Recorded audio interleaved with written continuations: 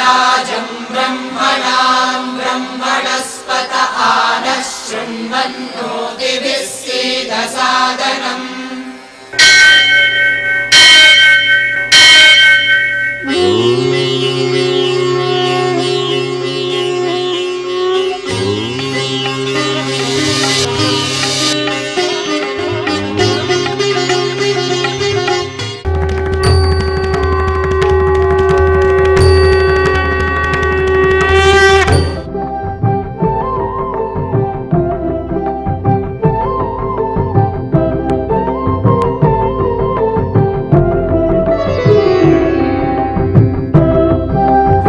శరణం కరవాణి శర్మదం తే చరణం వాణి చరాచరోపజీవ్యం కరుణామసృణైః కటాక్షపాతైః కురు మాం అంబ కృతార్థసార్థవాహం. శారదా శారదాంభోజవదనావదనంబుజే సర్వదా సర్వదాస్మాకం సన్నిధి సన్నిధిం క్రియాత్. విమలపటీ కమలకుటీ పుస్తక రుద్రాక్షసస్తహస్తపుటీ కామాక్షి పక్ష్మలాక్షి కలిత విపంచీ విభాసి వైరించి. వాగర్థావివ సంపృక్తౌ వాగర్థ ప్రతిపత్తయే జగతః పితరౌ వందే పార్వతీ పరమేశ్వరౌ. గురవే సర్వలోకానాం భిషజే భవరోగిణాం నిధయే సర్వవిద్యానాం దక్షిణామూర్తయే నమః. స్ఫటిక రజతవర్ణం మౌక్తికీమక్షమాలాం అమృత కలశ విద్యా జ్ఞానముద్రాః కరాగ్రే. దధత మురగకక్షం చంద్రచూడం త్రినేత్రం విధృత వివిధ రూపం దక్షిణామూర్తిమీడే. ఈశ్వరో గురురాత్మేతి మూర్తిభేద విభాగినే వ్యోమవత్ వ్యాప్తదేహాయ దక్షిణామూర్తయే నమః. సదాశివసమారంభాం వ్యాసశంకరమధ్యమాం అస్మదాచార్యపర్యంతాం వందే గురుపరంపరాం. శివ శివేతి శివేతి శివేతి వా భవ భవేతి భవేతి భవేతి వా హరా హరేతి హరేతి హరేతి వా భజ మనః శివమేవ నిరంతరం భజ మనః శివమేవ నిరంతరం. శివాయ గురవే నమః. శివాయ గురవే నమః. శివాయ గురవే నమః. శ్రీమాత్రే నమః. శ్రీమాత్రే నమః. శ్రీమాత్రే నమః. శ్రీ విష్ణు రూపాయ నమః శివాయ. శ్రీ విష్ణు రూపాయ నమః శివాయ.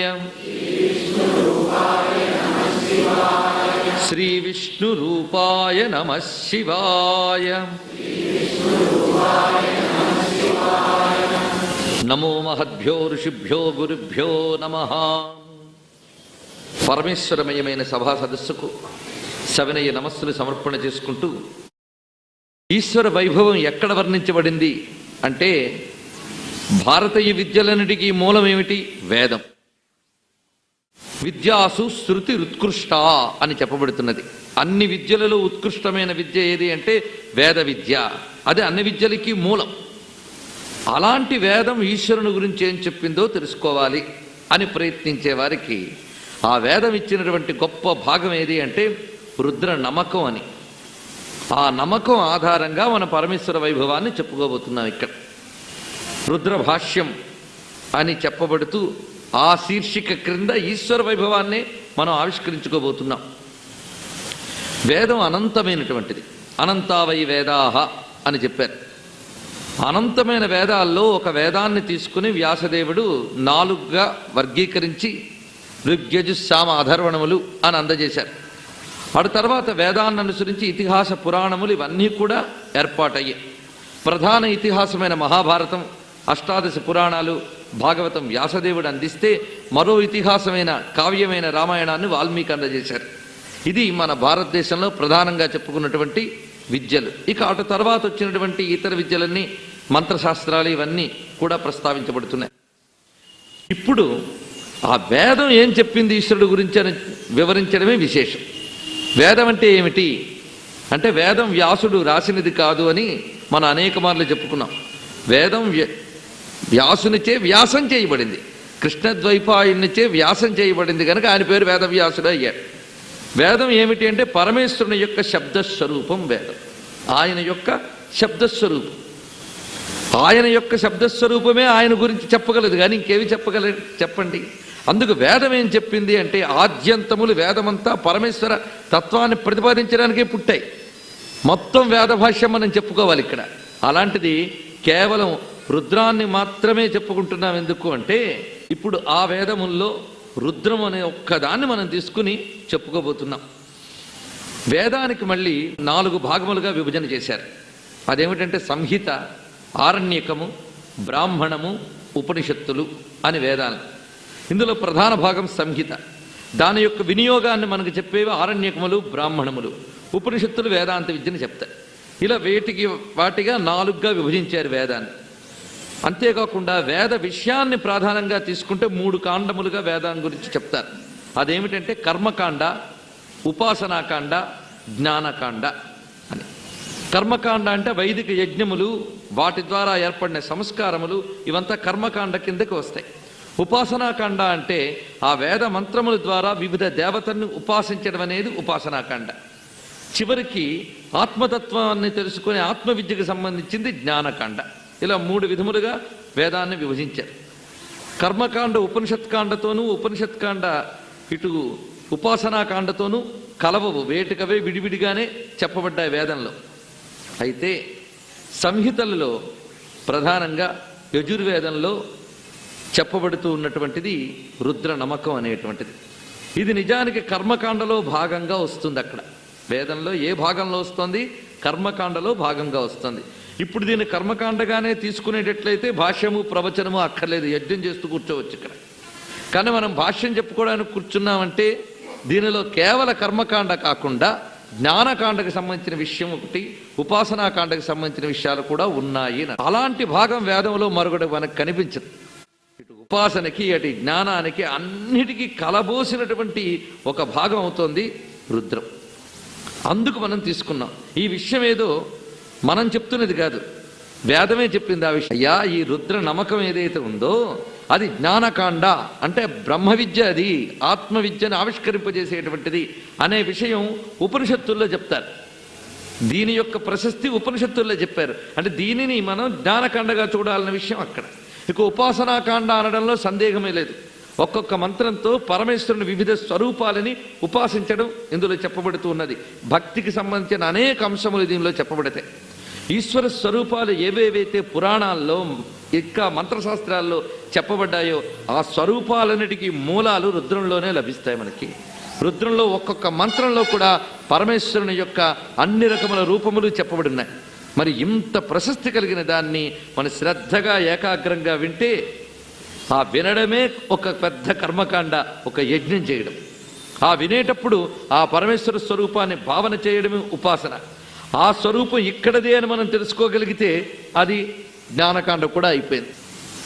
ఆ 3 ప్రయోజనం కూడా మనం ఈ 9 రోజులు సిద్ధింపజేసుకునేటట్లు ఆ పరమేశ్వరుడు అనుగ్రహింపజేయాలని ప్రారంభించుకోబోతున్నాం. అయితే రుద్రాధ్యాయంలోకి ప్రవేశించే ముందు ఆ రుద్రాధ్యాయం యొక్క స్వరూపాన్ని ముందు తెలుసుకుందాం. దాని ప్రశస్తి ఏమిటి? ముఖ్య విషయం గమనించవలసింది ఏమిటి అంటే, రుద్ర నమకములలో శివుడు ప్రతిపాదింపబడుతున్నాడు అనే విషయమే కాక రుద్ర నమకములే శివుడు అని తెలుసుకోవాలి. రుద్ర నమక మంత్రమే మొత్తంగా శివస్వరూపం. అందుకు శివుణ్ణి ప్రశస్తిగా మనం ప్రార్థించడం, కీర్తించడం ఎంత గొప్ప విషయమో, ఈ మంత్రముల వైభవాన్ని స్మరించడం కూడా అంతే గొప్ప విషయం. శివుణ్ణి స్మరిస్తే ఎంత పుణ్యం లభిస్తుందో, రుద్రాధ్యాయ వైభవాన్ని స్మరిస్తే అంత పుణ్యం లభిస్తుంది. కనుక ఆ రుద్రాధ్యాయం ఎంత గొప్పదో ముందు తెలుసుకుందాం దానిలో ప్రవేశించే ముందు. ఎందుకంటే మనం స్పర్శించబోయే విషయం, మనం ప్రవేశించబోయే విషయం ఎంత ఉత్కృష్టమైనదో, ఋషులు శాస్త్రములు ఏమి చెప్పాయో తెలుసుకుంటే దాని యందు మనకు శ్రద్ధ, గౌరవము, భక్తి ఏర్పడదు. ఆ భక్తితో మనం దాని వద్దకు వెళితే ఆ శబ్దస్వరూపుడైన రుద్రుడే తనలో ఏముందో తానే చూపిస్తాడు. అందుకు ముందు శ్రద్ధగా ఆ రుద్రం యొక్క స్వరూపాన్ని మనం తెలుసుకుందాం. వేదం గురించి క్లుప్తంగా చెప్పుకున్నాం కదా. వేదం అంటే ఏమిటి, అందులో రుద్రం ఎక్కడ చెప్పబడింది? రుద్రం చెప్పబడ్డ చోటు యజుర్వేదంలో చెప్పబడి. ఋగ్వేదం, యజుర్వేదం, సామవేదం, అధర్వణ వేదం అని మనం 4గా విభజించాం. నిజానికి ఒకటే వేదం. వేదములు ఇన్ని రకములుగా లేవు, అనంతావై వేద. దాని యొక్క స్వరూపం బట్టి ఈ విభజన మన సౌకర్యం కోసం చేసుకున్నటువంటిది. ఇందులో యజుర్వేదం ఎటువంటిది అనంటే, ఇది యజ్ఞములకు వినియోగించేటువంటి విషయములన్నీ ఇందులో మనకు కనిపిస్తాయి. ఈ యజుర్వేదం వేదములకు హృదయస్థానంలో ఉంది అని చెప్పారు. ఆ యజుర్వేదంలో మళ్ళీ హృదయస్థానంలో ఉన్నటువంటిది ఏది అంటే రుద్ర ఏకాదశిని. ఏకాదశిని అంటే 11 అనువాకాలతో ఉన్నటువంటి రుద్రమంత్రములు. దీనికే మనం నమకం అని లోకంలో అంటూ ఉంటాం. నమకమని, రుద్రైకాదశిని అని, శతరుద్రీయం అని, శ్రీరుద్రమని, దీనికి అనేక పేర్లు. ఒక్కొక్క పేరు ఎందుకు వచ్చిందో కూడా తెలుసుకోవాలి మనం. ఎక్కువగా వేదంలోనూ పురాణాల్లోనూ దీని గురించి ప్రస్తావించేటప్పుడు శతరుద్రీయం అనే మాటనే ఎక్కువ వాడుకలో మనకు చెప్పబడుతుంది. ఎందుకు శతరుద్రీయం అన్నారనేది కూడా మనం పరిశీలించబోతూ ఉన్నాం. రుద్రాన్ని చెప్తే పూర్ణ వేదాన్నే స్మరించినట్లుగా, సర్వయజ్ఞములు చేసినట్లుగా ఎందుకన్నారో కూడా తెలుసుకోవాలి మనం. ఈ శతరుద్రీయం అనేది ఆ యజుర్వేదంలో హృదయస్థానంలో ఉంది, అది విశేషం. అందుకే వేదములన్నింటిలో ఈ మధ్య భాగంలో, హృదయ భాగంలో ఎందుకు రుద్రాన్ని పెట్టారు అంటే, సాధారణంగా మనం ఒక ఇంట్లోకి, వీధిలోకి వెలుగు కావాలి అంటే ద్వారం మధ్యలో పెడతాం దీపాన్ని. దానిని ద్వార్దేహిళీ దత్త దీప న్యాయం అంటారు. ఇలాగా అలా పెట్టబడినటువంటి దీపం అటు ఇటు ఎలా వెలుగు చూపిస్తుందో, అలాగే యజుర్వేద మధ్య భాగం పెట్టబడే ఈ రుద్రం అటు ఉపాసనాకాండగా, ఇటు కర్మకాండగా, అటు జ్ఞానకాండగా కూడా చెప్పబడుతుంది. కనుక ఆ స్థానంలో పెట్టబడింది, అది విశేషం దీనిలో. ఆ స్థానంలో చెప్పి దీని యొక్క పరిపూర్ణతని, ఇది ఒక ప్రత్యేక విద్యగా దీన్ని చెప్పారు. అందుకే రుద్రాన్ని సరిగ్గా అర్థం చేసుకుంటే వేదాన్ని అధ్యయనం చేసినట్లే. ఇంకా ఏ భాగానికి కనబడిన ప్రస్తావన, దీని యొక్క ప్రసిద్ధి ఇతర పురాణాల్లోని, ఇతిహాసాల్లో కూడా చెప్పబడ్డాం. శతరుద్రం యొక్క గొప్పతనం ఇతర పురాణాల్లోని, ఇతిహాసాల్లోని, ఉపనిషత్తుల్లో కూడా చెప్పబడుతూ ఉంటాయి. ఇక్కడ రుద్ర శబ్దానికి అర్థం, శతరుద్రీయానికి అర్థం, ఈ మంత్ర ప్రవేశానికి వెళ్లే ముందు ఎక్కడెక్కడ చెప్పబడిందో కొంచెం స్మరిద్దాం. జాబాల ఉపనిషత్తు అని ఒక ఉపనిషత్తు ఉంది. అందులో విశేషంగా యాజ్ఞవల్క్యుని వద్దకు మోక్షకాంక్ష కలిగినటువంటి బ్రహ్మవాదులు వెళతారట. ఉపనిషత్తు అంతా కూడా తద్విద్ధి ప్రణిపాతైన పరిప్రేణ సేవయా అన్నట్లే గురువుని ఆశ్రయించి బ్రహ్మ విద్యను తెలుసుకోవడం అని వస్తుంది.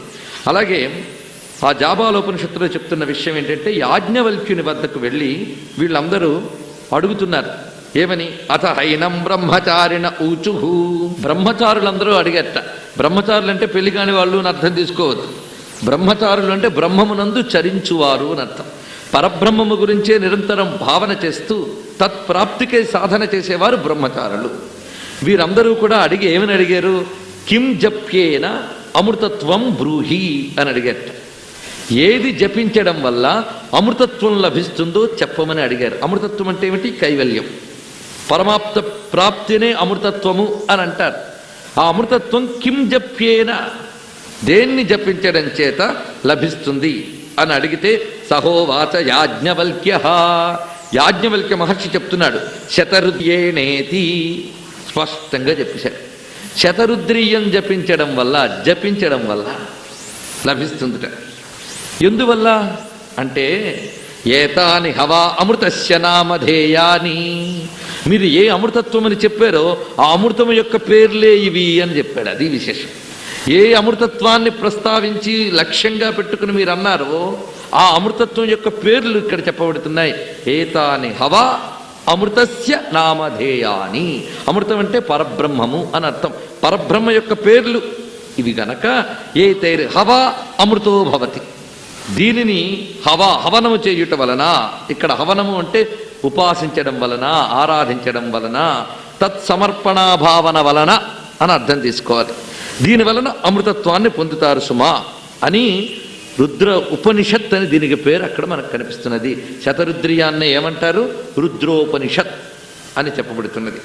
ఈ రుద్రోపనిషత్తుకి శతరుద్రియం అని పేరు ఎందుకు వచ్చింది అంటే శతం అనంతం భవతి అని వేదమే చెప్తుంది. శతం అనంతానికి సంకేతం. మనకు లోకంలో వాడుకలో కూడా నువ్వు 100 చెప్పు, నేను మాత్రం పాటించను సుమా అంటే 100 అంటే అర్థం లెక్క కట్టి 100 కాదు, అనంతం అని అర్థం. అది నీవెన్ని మార్లు చెప్పినా అని. అలాగే శతం అనంతం భవతి అంటే అనంతత్వానికి సంకేతం. శత రుద్రియం అంటే అనంతులైన రుద్రుల్ని చెప్తుంది. రుద్రుడు ఒక్కడా అనంతమా? మనకు ఉపనిషత్తులోనే ఏకో రుద్ర నద్వితీయాయతస్తు యయమాన్ లోకాన్ ఈశత ఈశనీభి అని ఉపనిషత్తే చెప్తున్నది. ఉన్నది ఒకడే రుద్రుడు, రెండవది లేదు. యయమాన్ లోకాన్ ఈశత ఈశనీభి. ఈశనీభి అని ఒక మంచి మాట అక్కడ వైదిక శబ్దం ఇది. ఈశ్వరుడు అనే పేరు ఎందుకు వచ్చిందో దీన్ని బట్టి మనం తెలుసుకోగలం. ఈశనీభి అంటే శాసక శక్తులతో అని అర్థం. ఈశ్వర శబ్దానికి శాసకత్వము సమర్థత అని 2 అర్థములున్నాయి. ఈశనీభి అంటే తన సమర్థవంతమైన శాసక శక్తులతో ఏ ఇమాన్ లోకాన్ ఈశత, ఈ సమస్తములైన లోకములను ఎవడు శాసిస్తున్నాడో అతడు రుద్రుడు, అతడొక్కడే, ఆయనొక్కడే. కానీ ఆయన నుంచి ఆవిర్భవించిన అనంతములైన శక్తులతో ఈ లోకంలో ప్రతి అణువుని ఆయన శాసిస్తున్నాడు. ప్రతి అణువుని ఆయన శాసించినప్పుడు ఎన్ని రకాల రుద్రులయ్యారు? ఈ మాట రుద్రంలోనూ వస్తుంది. సహస్రాని సహస్రసో వై రుద్రాహ అది భూమ్యాం అనే మంత్రంలో చివరికి వస్తుంది. వేలాది రుద్రులు అని. అక్కడ వేది కూడా అనంతవాచకమే. అందుకు రుద్ర నమ్మకంలోనే అనంత చెప్పబడింది. అనంతులైన రుద్రులు అసంఖ్యాకాహ, లెక్కలేనంత మంది రుద్రులు ఉన్నారట. ఎందుకు? లెక్కలేనంతగా విస్తృతి చెందింది విశ్వం. అంత విశ్వంలో ఒక్క రుద్రుడు గణనకి అతీతమైన సంఖ్యలో విస్తరించి ఉన్నాడు. వారందరూ దీనిలో ప్రస్తావించబడుతున్నారు గనక దీనికి శతరుద్రియం అని చెప్పబడుతున్నది సుమ. అందుకు ఇప్పుడు రుద్రునికి ఈశ్వర శబ్దం వేదంలో ఎంత సహజంగా ఇవ్వబడిందో అనేది యయిమాన్ లోకాన్ ఈశత ఈశనీభి అన్న. అలాగే శతరుద్రియం అనే పేరు రావడానికి మరొక అర్థం మనకి స్కాంద పురాణంలో సూత సంహితలో చెప్పబడింది. అంటే దీన్ని బట్టి మీరు తెలుసుకోవాల్సింది ఏమిటంటే ఇతర పురాణాల్లో కూడాను శతరుద్రియం గురించి విశేషంగా చెప్తున్నారంటే మనం తరించడానికి అన్ని వైపుల నుంచి బోధిస్తాడు.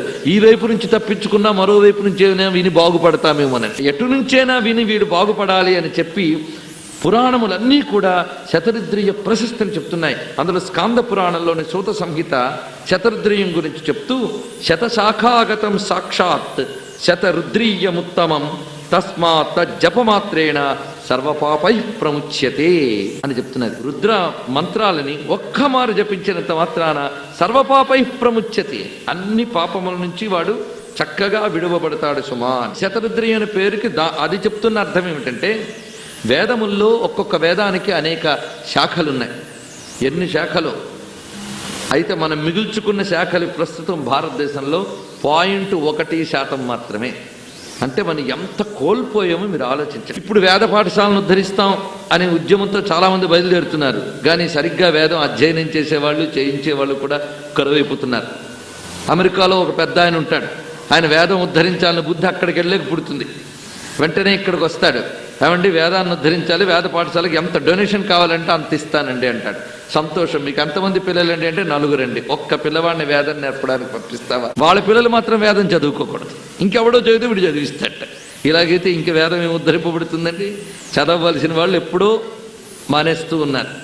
ఇంకా వేదాధ్యయనానికి కొన్ని విధులున్నాయి, నియమాలు ఉన్నాయి. అవేమి పాటించిన వాళ్ళు మేమెందుకు చదవకూడదని అరకొర మంత్రాలు చదువుకుని భ్రష్టత్వానికి పొందుతున్న వాళ్ళు ఉన్నారు.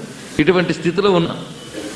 అయితే ఈ అనంతమైనటువంటి వేదరాశిలో మనం మిగుల్చుకున్న శాఖలు తక్కువ. యజుర్వేదానికి మొత్తం 101 శాఖలు ఉన్నాయట. అందుకే యజుర్వేదానికి శతశాఖాగతం అని దానికి పేరు.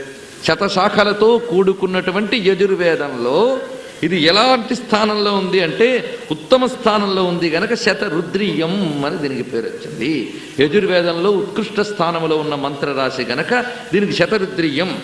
శతశాఖాగతమైన వేదంలో ఉన్న రుద్రం కనుక శతరుద్రీయం అనే పేరు వచ్చిందని సూత సంహిత మనకు చెప్తున్నటువంటి విశేషం. ఇంకా కూర్మ పురాణంలో దీని గురించి చెప్తూ ఇమాని మే రహస్యాని నామాని శృణుచానఘా అని శివుడే స్వయంగా చెప్పాడు.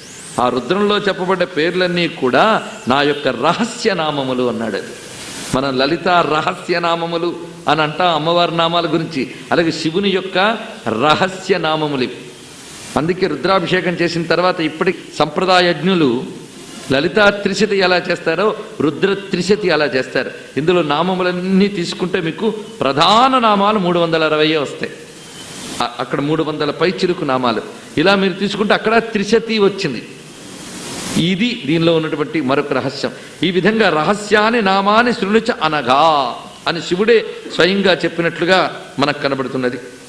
ఇలాగ బహుపురాణముల్లో వివరించుతున్న దీని గురించి చెప్పి వేదమే రుద్రస్వరూపం అని వేదం మరుగుతోడు చెప్పింది. ఇమా రుద్రాయ స్థిరధన్వనే గిరహ అని.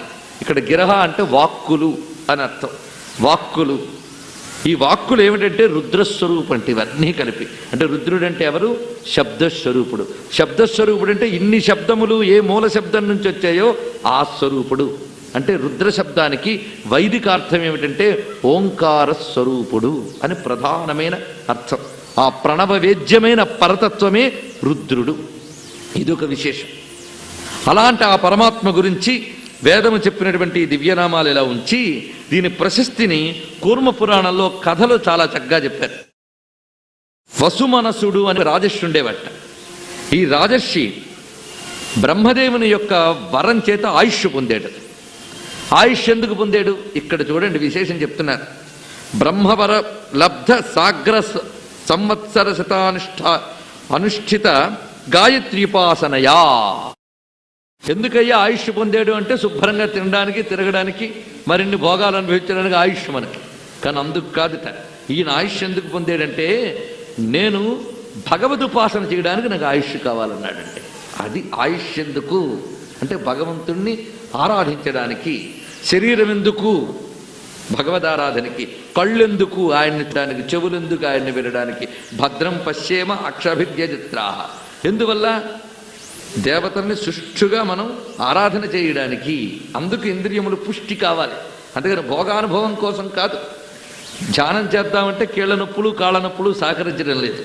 అందుకే కాళ్ళు కీళ్ళు ఎందుకు దృఢంగా ఉండాలంటే ఆయన కోసం మఠం వేసి కూర్చోడానికి. కంఠం ఎందుకు సరిగ్గా ఉండాలంటే గొంతెత్తి ఆయన నామం కీర్తించడానికి. బుద్ధి ఎందుకు సరిగ్గా ఉండాలంటే ఏకాగ్రంగా ధ్యానించడానికి. చేతులు ఎందుకు ఉండాలి? పూజించడానికి. అందుకు జీవితం ఎందుకు ఉండాలి? మొత్తంగా ఈశ్వరారాధనకి. అందుకు బ్రహ్మ ఇచ్చినటువంటి ఆయువుని ఆయన గాయత్రి ఉపాసనకి వినియోగించాడు. గాయత్రి అంటే ఎవరు? వేదమాత. వేదమాత అయిన గాయత్రిని ఆరాధించాడు. ఎలాగూ? ఆయన మొత్తం తన యొక్క పూర్ణ ఆయువును దాన్ని వినియోగించట. వినియోగించితే ఆ గాయత్రి మంత్రం ద్వారా ప్రసన్నుడైనటువంటి పరమేశ్వరుడు సాక్షాత్కరించాడు. ఎవరాయన? గాయత్రీ మంత్ర ప్రతిపాద్యమైన మహాచైతన్యం భర్గః అని చెప్పబడుతున్న మహాచైతన్యం ఆవిష్కరింపబడింది. అది ఎక్కడున్నది? సూర్యమండల మధ్యవర్తి అయి ఉన్నటువంటి పరమేశ్వర తేజస్సు. ఆ తేజస్సు కనిపించి చెప్తున్నదిట. సదా ప్రాహ మహాదేవో రాజానం ప్రీతమానసః ఇమాని మే రహస్యాని నామాని శృణుచానగా. అక్కడి మాట ఇందాక చెప్పుకున్నది. ఇవి నా రహస్యనామములకున్నాయి, ఉపదేశిస్తున్నానని. ఇన్నాళ్ళు గాయత్రి జపించినందుకు ఆ పరమేశ్వరుడు కనిపించి ఉపదేశిస్తున్నాడు ఆయనకి. ఇది ఏమిటివి అంటే సర్వ వేదేషు గీతాని సంసార శమనాని చ. ఇది సర్వవేదముల యందు గానము చేయబడినటువంటి నా నామములు. సంసార శమనానిచ. ఇది విశేషం. జనన మరణ రూపమైనటువంటి ఈ సంసార ప్రవాహాన్ని పోగొట్టి కైవల్యాన్ని ఇవ్వగలిగేవి. దానితో నమస్కృష్వ. దానితో నన్ను నమస్కరించు. సతతం ఏభిర్నామ పదై శుచి, శుచి కలిగి ఉండి ఈ నామపదములతో నన్ను నమస్కరించు. ఆ నామములే అధ్యాయం శతరుద్రీయం యజుషాం సారముత్తమం. ఇవి యాజుష మంత్రముల యొక్క సారము. జపస్వానన్య చేతస్కో మయ్యే వాసక్త మానసః. దీనిని అన్యచింతలు విడిచి నాయందే ఆసక్తి కలిగి ఎవరైతే జపిస్తున్నారో, జపేదాభరణాత్ రుద్రం మరణ పర్యంతం, దీనినే ఎవరు జపిస్తున్నారో వారు సయాతి పరమాంగతి, వారు పరమగతిని పొందుతారు సుమా అని పరమేశ్వరుడు అన్నాళ్ల గాయత్రి ఉపాసనకి ఫలంగా ఆయన స్వయంగా శతరుద్రియాన్ని ఉపదేశించాట. అంటే శివుడు ఉపదేశించగా తీసుకున్న మంత్రములు గనక ఈయన వద్ద అవి శక్తివంతంగా పనిచేసి కైవల్యాన్ని ఇచ్చే. ఉపనిషత్తులో మరొక చోట చక్కగా ఏం చెప్తున్నారంటే, రుద్రం జపం చేయడం ఏమిటి అంటే అవిముక్తోపాసన చేయడం అన్నారు. ఇది చాలా ఏకాగ్రంగా మీరు వింటే దీని గొప్పతనం మరింత తెలుస్తుంది. మోక్షం రావాలి అంటే అవిముక్తోపాసన చేసి తీరాలండి. ఇది మీకు వైష్ణవోపనిషత్తుల్లో ఒక చోట కూడా చెప్పబడింది. అవిముక్తోపాసన యొక్క గొప్పతనాన్ని చెప్తారు. అవిముక్తోపాసన చేయనిది కైవల్యం రాదు. అవిముక్తం అంటే ఏమిటి? అవిముక్తం అని ఒక క్షేత్రం పేరుంది, చాలామంది గుర్తుండుంటుంది వినడం అలవాటైన వాళ్ళకి. కాశీ క్షేత్రానికి పేరు అవిముక్తము అని. అవిముక్తోపాసన కైవల్యం లభిస్తుంది. అందుకే కాశ్యాంతు మరణాన్ముక్తి, కాశీలో శివుణ్ణి ఉపాసించిన వాడికి ముక్తి లభిస్తుంది. ఈ అవిముక్తం అనే క్షేత్రములు మొత్తం 3 చోట్ల ఉన్నాయి. ఎక్కడ ముందు మనకు స్థూలమే కనిపిస్తుంది. మనలో ఉన్నదానికన్నా బయట ఉన్నది చెప్పడం మనకు చాలా సులభం. అందుకు ముందు స్థూలం గురించి చెప్తాం. స్థూలంగా అవిముక్తం ఉన్న చోటు ఏది అంటే వారణాసి అని చెప్పబడుతున్న కాశీక్షేత్రం అవిముక్తం. దీనికి అవిముక్తం అని పేరు ఎందుకు వచ్చిందయ్యా అంటే, విముక్తము అంటే విడిచిపెట్టేది అని అర్థం. అవిముక్తము అంటే విడిచిపెట్టకుండా ఎక్కడుంటారో దాని పేరు అవిముక్తం. ఎవరుండేది? పరమేశ్వరుడు ఏ చోటుని విడిచిపెట్టకుండా ఉంటాడో ఆ చోటు అవిముక్తం. ప్రళయకాలంలో సర్వభువనములు లయమైనప్పటికీ కూడా ఆయన ఇది నా చోటు అని పరమ ప్రేమగా దాచుకుని అక్కడే ఉంటాడట. అందుకు కాశీక్షేత్రానికి అవిముక్తమని, ఆనందకాననమని, వారణాసి అని, రుద్రగేహమని అనేక పేర్లు చెప్పబడుతూ ఉన్నాయి. అలాంటి అవిముక్తోపాసన మోక్షాన్ని ఇస్తుంది. అందుకే స్థూలంగా మనకి కాశీక్షేత్రం. ఇక ఆంతరిక క్షేత్రం, క్షేత్రములు 2 విధములు, బాహ్యములు అభ్యంతరములు అని. అభ్యంతరములు అంటే మన లోపల కాశీక్షేత్రం ఏమిటి? భ్రూఘ్రాణంబుల మధ్య సంధి కాశీక్షేత్రంబు. వరణ అసి 2 నదుల నడుమ ఉన్నటువంటి వారణాసి. ఆ 2 నదులే ఇడా పింగళ నాడుల నడుమ ఉన్నటువంటి చోటు. మధ్యలో సుషుమ్న, ఆ స్థానమే భూమధ్యస్థానం, ఆజ్ఞాచక్రస్థానం, రుద్రస్థానం. రుద్రుడు అంటే ఈశత ఈశనీభి, తన శాసక శక్తులతో దేవతల్ని శాసించేవాడు. అలాగే మొత్తం మన శరీరాన్ని శాసించే బుద్ధిశక్తులన్నీ మెదడు దగ్గర ఉంటాయి, అంతే కదా. కాలి దగ్గర ఒక ఈగ వాలితే కాలిని విదిలించాలని కాలికి హెచ్చరిక పంపించే నాడి ఉండే చోటిది. ఇలా మన శరీరంలో ప్రతి అణువుని శాసించే నాడులకు మూల కేంద్రం మెదడైతే, ఈ మెదడుకి సంబంధించే నాడీ మండలాన్ని శాసించే శక్తి ఉన్న చక్రమే ఈ చక్రం. అక్కడుంటాడు ఈ రుద్రుడు. శరీరాన్ని మొత్తాన్ని శాసించే, బుద్ధిశక్తుల్ని శాసించే ప్రధాన చైతన్యం అక్కడున్నది. అందుకు భూమధ్యస్థానంలో ధ్యానం చెప్పారు. ఇది మన శరీరంలో అవిముక్త క్షేత్రం. ఇప్పుడు 2 చెప్పే. 3వదేది అంటే వేదములలో అవిముక్త క్షేత్రం. వేదములలో అవిముక్త క్షేత్రం ఏంటంటే రుద్రమే, అది విశేషం. అందుకు రుద్రాధ్యాయం చేసేవాడు అవిముక్తోపాసన చేసిన వాడు అవుతున్నాడు. వాడికి, రుద్రాధ్యాయం చేసిన వాడికి ఈ నాడీ స్పందన జరుగుతుంది. మంత్రములు ఉచ్చరించేటప్పుడు మన నాడీ మండలాల్లో స్పందనలు ఏర్పడతాయి. అన్ని నాడీ మండలాలని స్పందింపజేయగలిగేటువంటి ప్రధాన శక్తి కలిగిన ఈ ఆజ్ఞాచక్రం పేరే ఆజ్ఞ. ఆజ్ఞ అంటే ఆర్డర్, అదే ఈశకత్వం అనేటువంటిది, అది రుద్రస్థానం. ఆ నాడులు స్పందించాలి అంటే రుద్రాధ్యాయం ఒక్కటే శరణ్యం. ఇప్పుడు 3 క్షేత్రములు ఉన్నాయి. ఇందులో ఏది గొప్పది అంటే దేన్ని తక్కువగా చూసిన మహాపాపం. 3 గొప్పదే. అందుకు కాశ్యాంతు మరణాన్ముక్తి అంటే కాశీకి వెళ్ళి చనిపోతే మోక్షం వస్తుంది అనే మాట అటు ఉంచి, ఎవరు దృష్టి భూమధ్యమును ఉండగా శరీరాన్ని విడిచిపెడతారో వారు కైవల్యాన్ని పొందుతారు అని ఒక భావం. అదేవిధంగా ఎవరు రుద్రాధ్యాయ భావన చేస్తూ శరీరాన్ని విడిచిపెడతారో వారు కైవల్యాన్ని పొందుతారని ఒక భావం. ఎవరు కాశీక్షేత్రంలో శరీరాన్ని విడిచిపెడతారో వారు కైవల్యాన్ని పొందుతారనేది ఒక భాగం. 3 నిజమే. కనుక వేదములలో రుద్రం ఎలాంటిది అంటే క్షేత్రములలో కాశీ ఎలాంటిదో వేదములలో రుద్రం అలాంటిది. అందుకు కాశీ విశ్వేశ్వర స్థానం, రుద్రం విశ్వేశ్వరుని స్థానం, విశ్వనాథుని స్థానం. కాశీ క్షేత్రంలో సర్వదేవతలు ఉన్నారు, సర్వదేవతలకు మూలమైన పరంజ్యోతి అయిన రుద్రుడు ఉన్నాడు. అదేవిధంగా రుద్రం కూడా సర్వదేవతాత్మకమైన శివచైతన్యం నింపుకున్నది అని చెప్పి, అవిముక్తం మమ క్షేత్రం మన్నామ పరమం శుభం శతరుద్రీయ జాపిత్వం అని పరమేశ్వరుడే చెప్తున్నాడు ఇక్కడ. అవిముక్త క్షేత్రము నా నామము శతరుద్రియం, అది దివ్యమైనది సుమా, దీని ద్వారా పరమమును పొందవచ్చు అని పరమేశ్వర వచనంగా మనకి ఉపనిషత్తుల్లోనే ప్రకటింపబడుతూ ఉన్నది. ఇది కైవల్యమునకు సంబంధించిన విషయం. సరే, కైవల్యం గొడవ అక్కడుంచుదాం. అసలు ఉన్న జీవితం గురించి ఏం ఆలోచన? ఈ జీవితంలో మనం నిత్యం రెండింటి కోసం గొడవ పడుతూ ఉంటాం. ఒకటి సిద్ధి, రెండవది శుద్ధి. రెండింటి కోసం అని అనుకుంటున్నాం కానీ చాలామంది ఒక్కదాని కోసమే గొడవ పడుతూ ఉంటారు. శుద్ధి గురించి ఆలోచనే లేదు ఇక్కడ.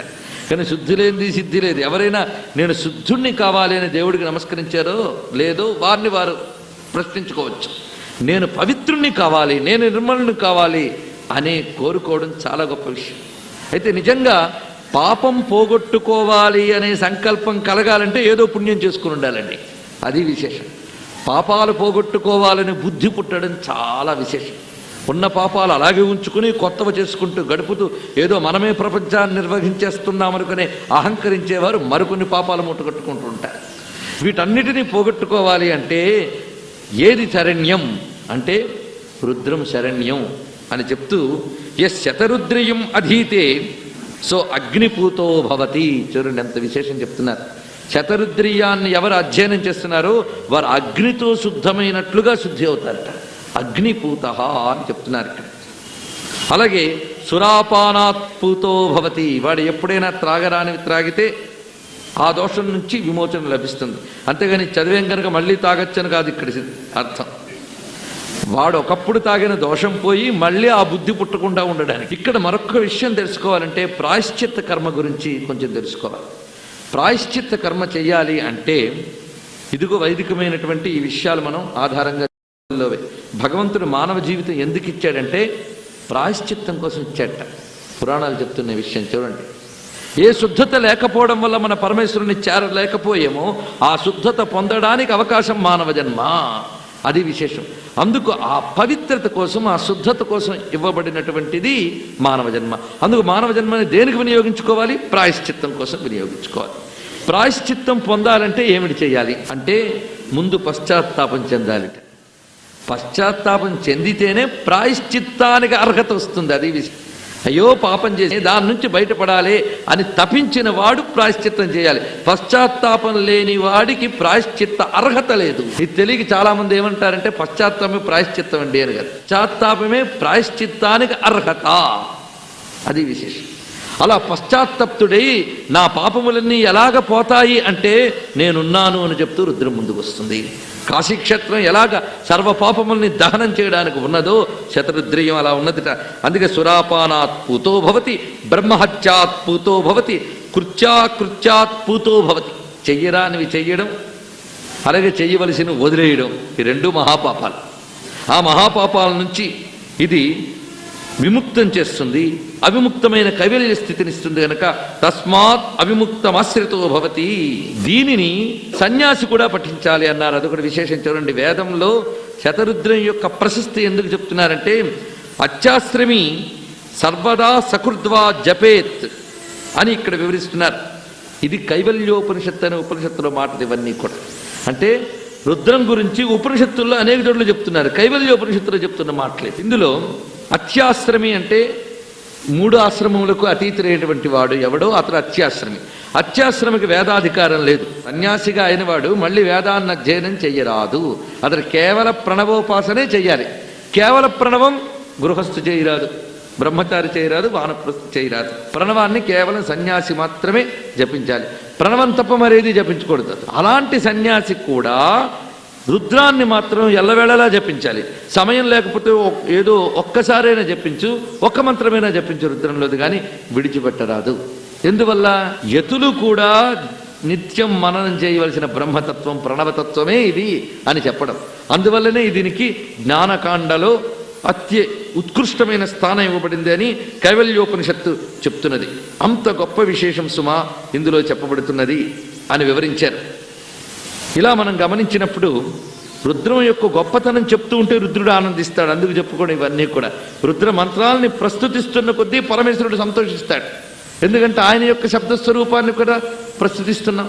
అంతేగాని ఇంకా ఎన్ని ఉదాహరణలు చెప్తారండి రుద్రం గొప్పతనం గురించి అనుకోవద్దు. రుద్రం గురించి మొత్తం 9 రోజుల్లో చెప్పలేనన్న విషయం మీకు తెలుసు, నాకు తెలుసు. అయినప్పటికీ అందులో చెప్పబడే ఆ పరమేశ్వర స్వరూపాన్ని వీలైనంత గమనించడం మనం ప్రయత్నం చేస్తున్నాం. అందుకే మొత్తంగా కలుపుకుని ఒక్కసారి శతరుద్రీయం మహిమని చెప్పుకుంటే పరమేశ్వరుడు సంతోషిస్తాడు.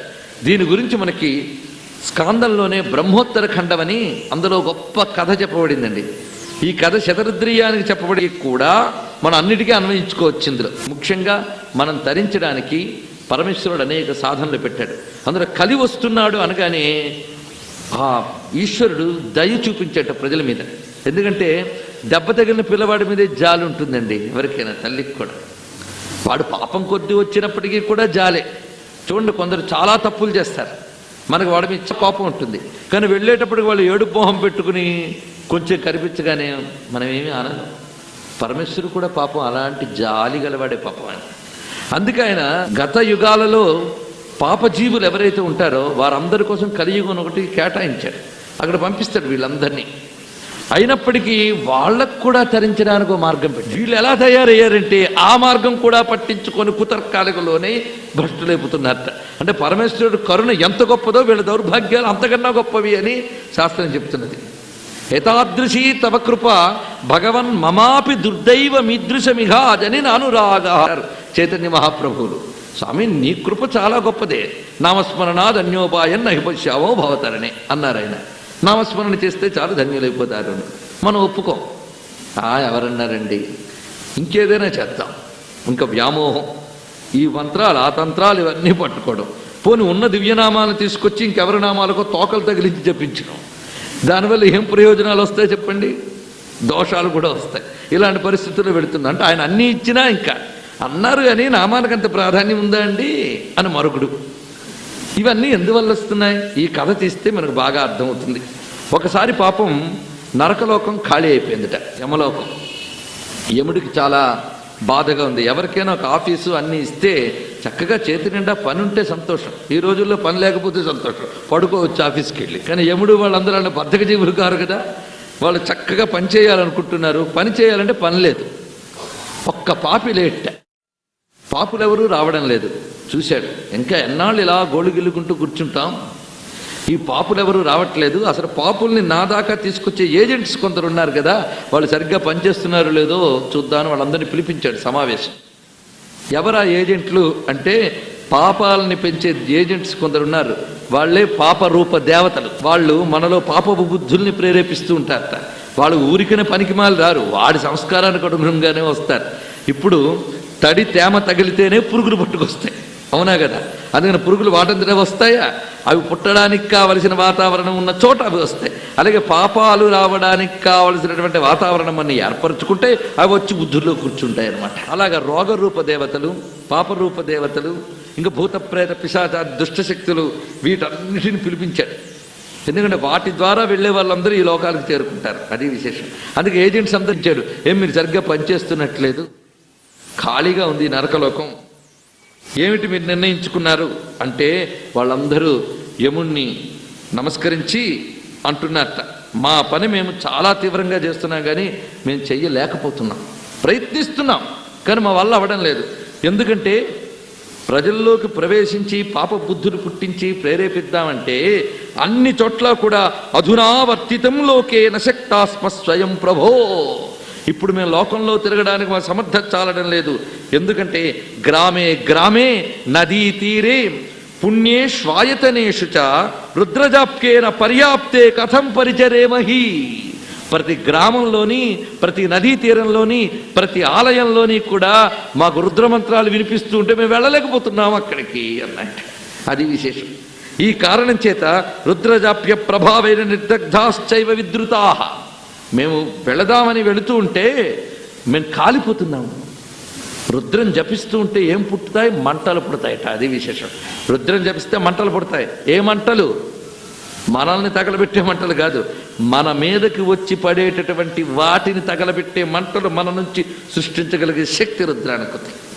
అందుకే రుద్రం జపించే ముందు ఒక మాట అంటారు, యమదూతా యక్ష యమదూతా శాకిని ఢాకిని సర్పశ్వాపద తతో భూత ప్రేత పిశాచ బద్ధ బ్రహ్మ రాక్షస, ఇవన్నీ కూడా సర్వే జ్వలంతం పశ్యంతు మాం రక్షంతు అని. ఇవన్నీ నన్ను ఎలా చూస్తాయి అంటే జ్వలంతం, ఒక మండుతున్న అగ్నిగోళాన్ని చూసినట్లుగా అవి చూస్తాయి. చూసి పలాయనం చిత్తగిస్తాయి, వాటికి కనిపిస్తాయిట.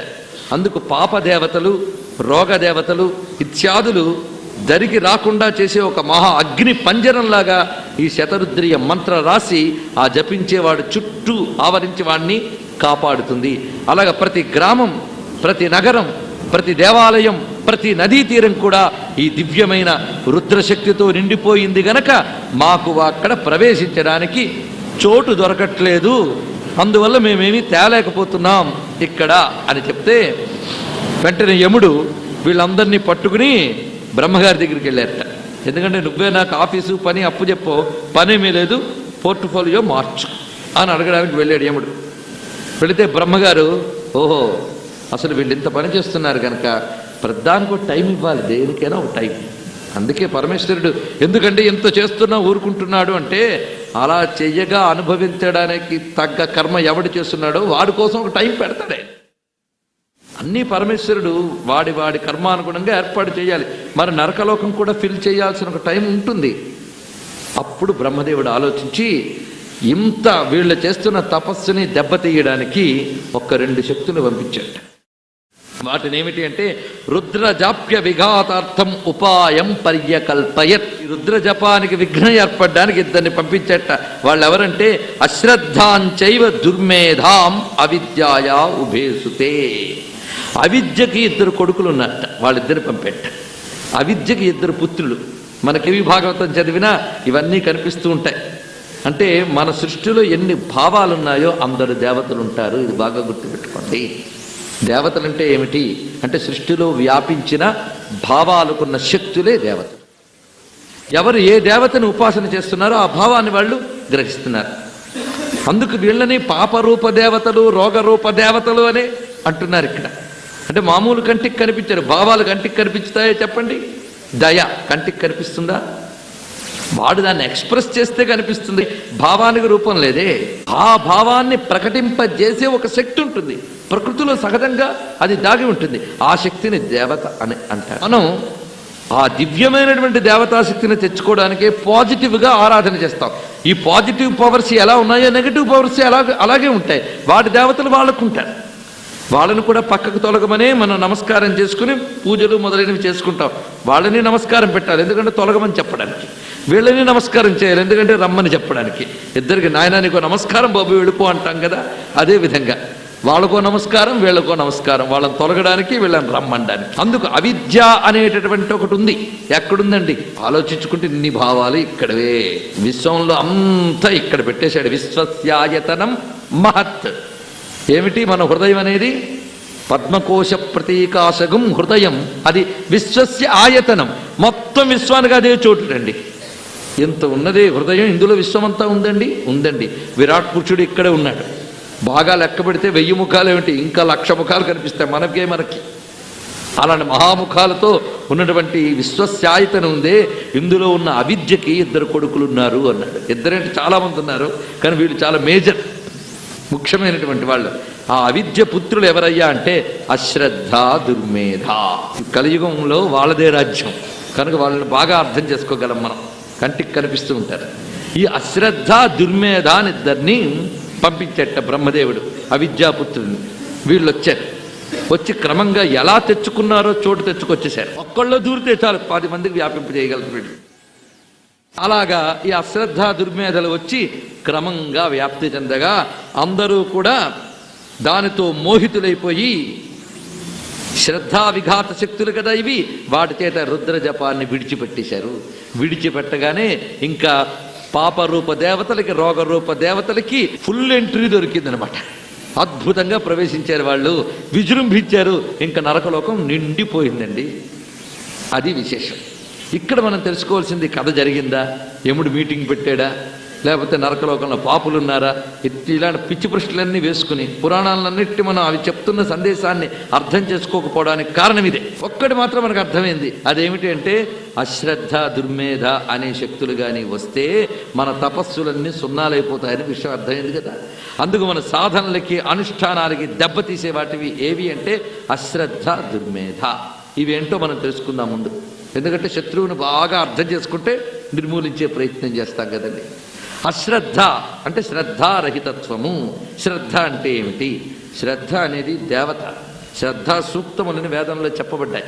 అశ్రద్ధ ఒక దేవత అయినప్పుడు మరి శ్రద్ధ దేవత కాకుండా ఉంటుందా? వేదముల్లో శ్రద్ధాసూక్తం, మేధాసూక్త, సతీ సూక్తం ఇవన్నీ చెప్పబడి ఉన్నాయి. శ్రద్ధ అంటే గురువాక్యముల యందు వేదవాక్యముల యందు ఆస్తిక్య బుద్ధి కలిగి ఉండుట అని శ్రద్ధకి నిర్వచనం. ఎందుకంటే మన బుద్ధితో తెలుసుకుంటేనే నమ్ముతాం అంటే మన బుద్ధికి ఎంత శక్తి ఉంది, తెలుసుకునే శక్తి ఉందా? అందుకు ఈ బుద్ధి ఆప్తవాక్యాన్ని ఆశ్రయిస్తుంది. ఆప్తవాక్యముని యందు విశ్వాసం కలిగి ఉంటుంది. సత్యం వద ధర్మం చర అంది వేదం. సత్యాన్ని పలుకు, ధర్మాన్ని ఆచరించు. ఎందుకుట? పలికితే ఏమొస్తుందిట? నీకు నీ శరీరమే సరిగ్గా అర్థం కాలేదు, ప్రపంచం ఎక్కడ అర్థమవుతుంది? పరమేశ్వర వచనం ఎందుకు అర్థమవుతుంది? ఇది వేదం చెప్పింది, ఇది పరమేశ్వర శాసనం అనే ఆస్తిక్య బుద్ధి దాని యందు ఉంటేనే నువ్వు దాన్ని అనుష్ఠిస్తావు. కొంతమంది అంటారు, లేదండి అదేమిటో తెలిస్తేనే కానీ నేను అనుష్ఠించనండి అని. కానీ నువ్వు అనుష్ఠిస్తే కానీ తెలియదు. అది తెలిస్తే అనుష్ఠిస్తాను కాదు, అనుష్ఠిస్తే కానీ తెలియదు. సృష్టిలో అన్నీ చదివితే వింటే అర్థం కావు, అనుష్ఠిస్తే తెలుస్తాయి. ఇప్పుడు నేను చెప్పింది అందరికీ ఒక్కలాగా అర్థమవుతుందా? కాదన్న విషయం నాకు తెలిసే ఇక్కడ కూర్చున్నా. ఎందుకంటే వారి వారి సాధనాన్ని బట్టి నిత్యం ఒక సాధన అనుష్ఠానం ఇవి చేసుకున్నటువంటి వాడికి అందే విషయం వేరు. అసలు ఏమీ లేకుండా ఈరోజు ఇక్కడ కూర్చున్న వాడికి ఎలా అర్థమవుతుందండి? అందుకు ఒక విషయం మనం వినగా కొంత, అనగా కొంత, చదవగా కొంత తెలిస్తే దేశ పర్యటనలు లోకాన్ని చూడటం వల్ల ఇంకొంత తెలుస్తుంది. మిగిలిన భాగమంతా కూడా అనుష్ఠానం వల్ల మాత్రమే తెలుస్తుంది. ఆ అనుష్ఠానం ఎలా వస్తుంది? శ్రద్ధ వల్లనే వస్తుంది. శ్రద్ధే నిన్న అనుష్ఠానంలో తీసుకువెళుతుంది. శ్రద్ధ కలిగి ఉండడం పెద్దలు చెప్పారు, అందుకు ఆచరించుతున్నాం అని చెప్పే కదండి ఇంతమంది చేశారు. మా గురువుగారు చెప్పారటండి, మహామంత్రం అంట, ఇది జపించే సిద్ధి కలుగుతుంది. ఎంత జపించాలి? దాని నియమం ఉంది. ఆ నియమం ప్రకారం జపించాడు సిద్ధి పొందాడు. అప్పుడు తెలిసింది దాని యొక్క ఆనందం, అనుభవం. అది అనుష్ఠింపడానికి ఏది హేతువయ్యింది? గురువాక్యమునందు శ్రద్ధ. శ్రద్ధ లేకపోతే బుద్ధి పక్కకి వెళ్ళిపోతూ ఉంటుంది. ఆయన చెప్పమన్నారు కానీ, జపించమన్నారు కానీ ఉంటుందా? ఈ అక్షరాలకు అంత శక్తి ఉందా అని అనుకుంటూ ఉంటే అంతే. శ్రద్ధ అది మొదట అన్నమాట. ఈ శ్రద్ధ తర్వాత రెండవది సుమేధ ఉండాలి. అది లేకపోతే దుర్మేధ అన్నారు. దుర్మేధ అంటే అసలు బుద్ధి లేకపోయినా ప్రమాదం లేదు, కానీ దుర్మేధ మళ్ళీ ప్రమాదం. అమేధ, దుర్మేధ, సుమేధ. అసలు బుద్ధి లేకపోతే పర్వాలేదు, దుర్మేధ ఉందే అది కుతర్కాలు చేస్తుంది. ఒకదానికోటి అనుకోవడం, ఒకదానికోటి భావించడం. ఇలా చెప్పారంటే దాని అర్థం ఇదై ఉంటుందండి.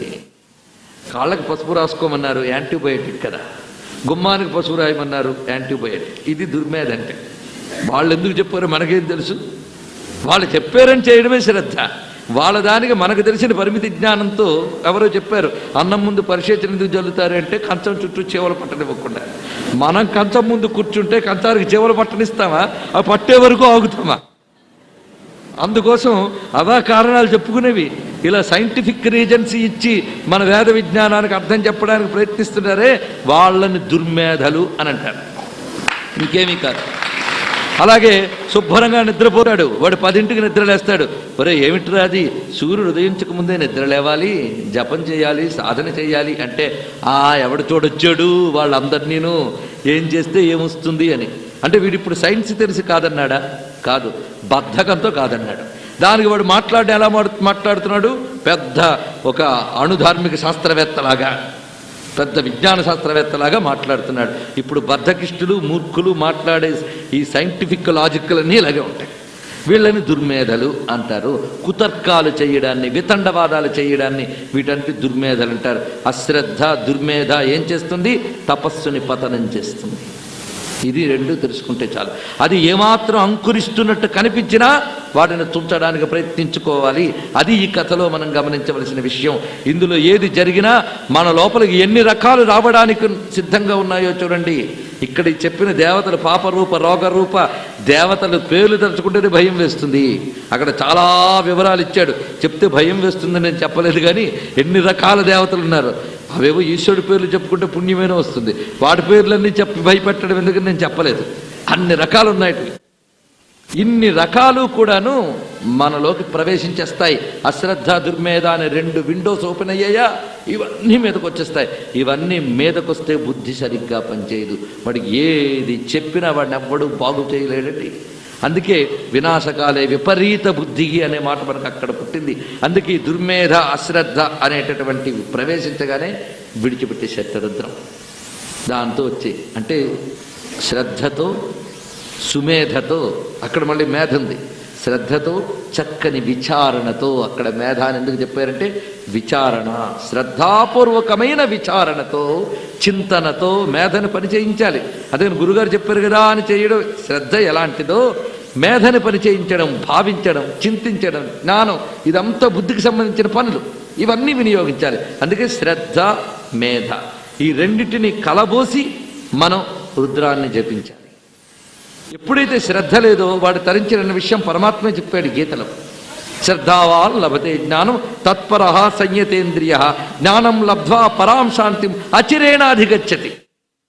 శ్రద్ధ కలిగిన వాడు జ్ఞానాన్ని పొందుతాడు. ఆ శ్రద్ధ తత్పర సంయతేంద్రియ. ఎంత గొప్ప మాట చెప్పాడండి.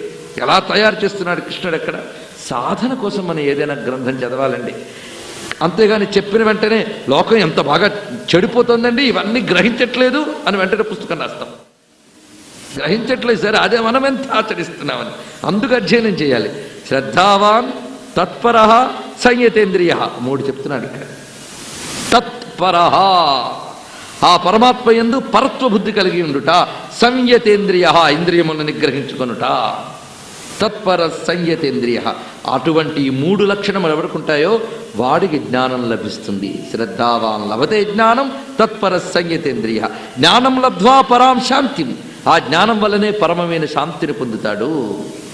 జ్ఞానం లబ్ధ్వా పరం శాంతి ఎప్పుడు అచిరేణ అధిగచ్చతి, చాలా తొందరగానే వాడికి లభిస్తుంది.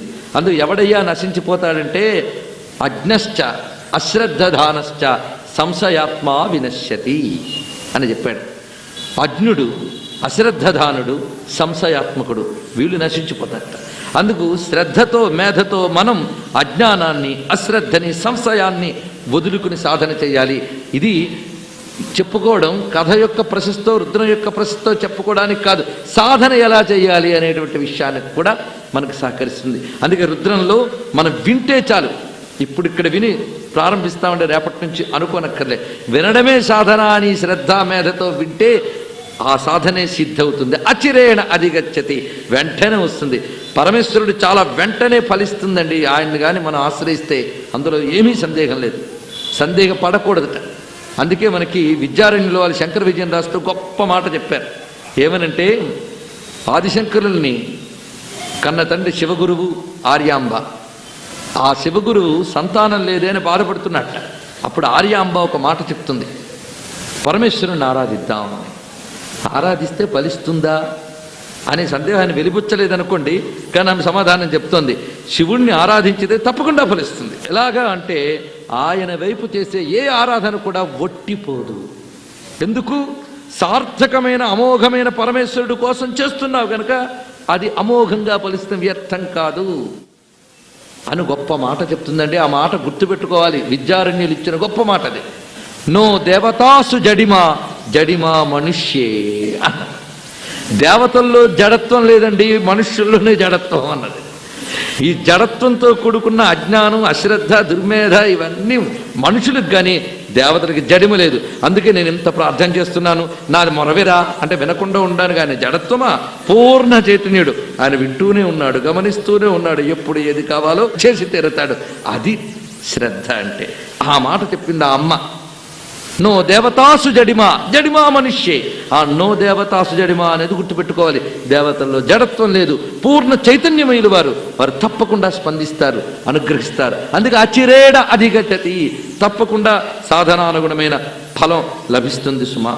అందుకు సకలము పాపములకు కూడా ప్రాయశ్చిత్త సాధనం ఏది అంటే ఈ రుద్రమని. ఇప్పుడు పురాణాలు ఎలా చెప్పేసాం, ఉపనిషత్తులు ఎలా చెప్పాం. ఇక ధర్మశాస్త్రాలు ఉన్నాయి. ధర్మశాస్త్రాలు ఏం చెప్తాయంటే అనేకమైన కర్మలు చెప్తుంటాయి. ఆ కర్మల్లో వచ్చే లోపాలు ఎలా పూరించాలో ప్రాయశ్చిత్త విధానాలు చెప్తుంటాయి.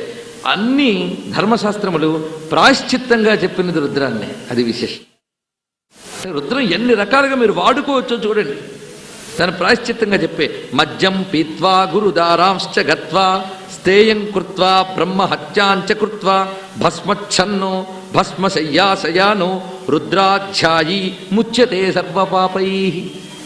ఈ పాపములు లిస్టు చెప్పి ఈ పాపముల నుంచి పోగొట్టగలిగే శక్తి రుద్రానికి ఉంది సుమా. అంతేకాదు వేదమేక గుణం జప్వా తదన్నైవ విశుధ్యతే. వేదం అంతా చదివితే ఆ రోజంతా అప్పుడు ఆ రోజుకు శుద్ధమవుతాడు. కానీ రుద్రైకాదశిని జప్వా తత్క్షణాదేవ శుద్ధ్యతి. రుద్రైకాదశిని జపించిన క్షణంలోనే శుద్ధత లభిస్తుంది సుమా. ఎలాగయ్యా అంటే గొప్ప ఉపమానం చెప్తున్నాడు ఇక్కడ సూత సంహితలో. వృక్షస్య మూలసేకేన శాఖా పుష్యంతి వయ్యథ శివే రుద్రజపాత్ ప్రీతే ప్రీతాయేవాస్య దేవతా అతో రుద్రజపాదేవా భుక్తిముక్తి ప్రసిద్ధ్యతి. అయ్యా, ఒక చెట్టుని చక్కగా వికసింపజేయాలి అన్నా, శక్తినివ్వాలన్నా దాని మూలానికి ఎలా నీళ్లు పోస్తామో రుద్రం జపించి చాలు సర్వదేవతలు సంతృప్తి చెందుతారు. విశ్వమంతా నిండిపోయిన వాళ్ళు దేవతలు. విశ్వమంతా నిండిపోయిన దేవతలు మనం అనుగ్రహించాలంటే ఒక్క రుద్రం చెప్తే చాలట. దేవతలందరూ కూడా మన ఎడల సుమనస్కులై అంటే సౌమనస్య భావం, ప్రేమ భావం కలిగి అనుగ్రహిస్తారు అని చెప్పి రుద్రం జపించడం వల్ల సమస్త భూమండలాన్ని శివునికి సమర్పించినటువంటి పుణ్యం లభిస్తుంది. అది విశేషం. ఏదైనా అర్పిస్తే కదని దేవత సంతోషిస్తుంది అంటే ఇవ్వగలిగినంత ఇస్తే ఆయన ఆనందిస్తాడు. ఒక్క రుద్రం చదివితే అదే గొప్ప సమర్పణాభావంట అని మనకి మరి ఒక పురాణంలో, శివపురాణంలో చెప్పబడినటువంటి విషయం. ఇలాగా శృతి స్మృతి పురాణములు అన్నీ కూడా రుద్రం గురించి చెప్తున్నాయి. ఇన్నిటి చేత కీర్తింపబడినటువంటిది. అలాగే ఇతిహాసం వైపు వస్తే మనకి గొప్ప గ్రంథమైనటువంటి మహాభారతం రుద్రం గురించి చాలా విశేషంగా చెప్పినది. ద్రోణ పర్వంలో, అనుశాసనిక పర్వంలో, ఇతరత్రా కూడా ప్రస్తావించబడి శతరుద్రీయం అనే ప్రత్యేక అధ్యాయం ఉంది.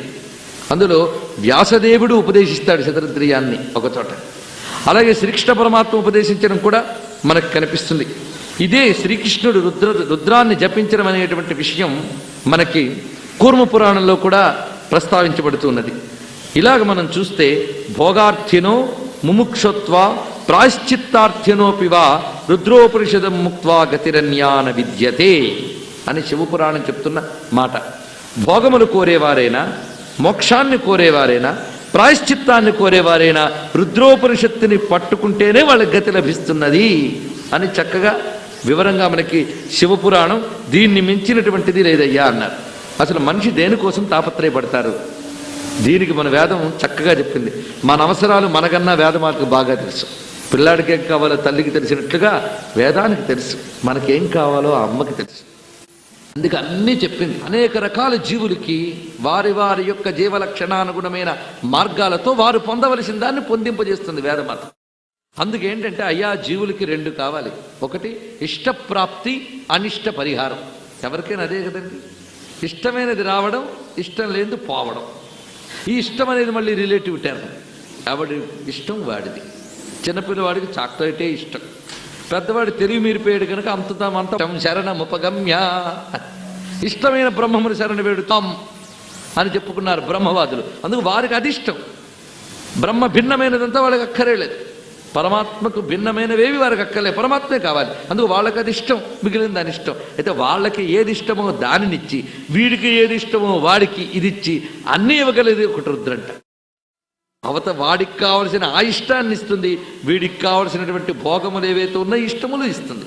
అయితే భోగముల కోసం రుద్రాన్ని జపించిన తప్పు లేదండి, ఏం తప్పులేదు. అయ్యా నాకేదో కష్టం వచ్చింది, రుద్రం పట్టుకున్నారు. మరి ఇష్టం అంటే బ్రహ్మమే అని చెప్పారు, నాకు అది ఇష్టం లేదు కాబట్టి రుద్రం నేను చెప్పను అంటే, దాని యందు నీకు ఇష్టం కావాలి అంటే ఆ ఇష్టం రాకుండా ఏదైతే చేస్తోందో ఆ పాపం పోవాలి కదా.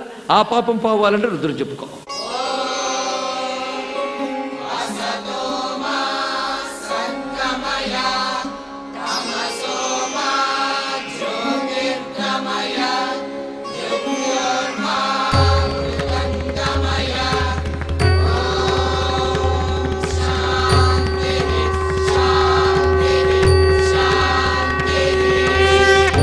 మా టీవీలో ఇప్పటి వరకు ప్రసారమైన ద్వాదశ జ్యోతిర్లింగాల మహత్యం 12 ఎపిసోడ్లు 6 VCDలుగా ఋషిపీఠం వారి వద్ద లభ్యమగును. మరియు శాంతి అనుశాసనిక పర్వాలు, శివలీలామృతం, రుద్రాభిషేకం VCDలు, శివపదం 1, 2, 3 భాగాలుగా ఆడియో CDలు, క్యాసెట్లు లభించును. వివరాలకు Rishipeetham communications private limited. Phone 04027555859 9440010910.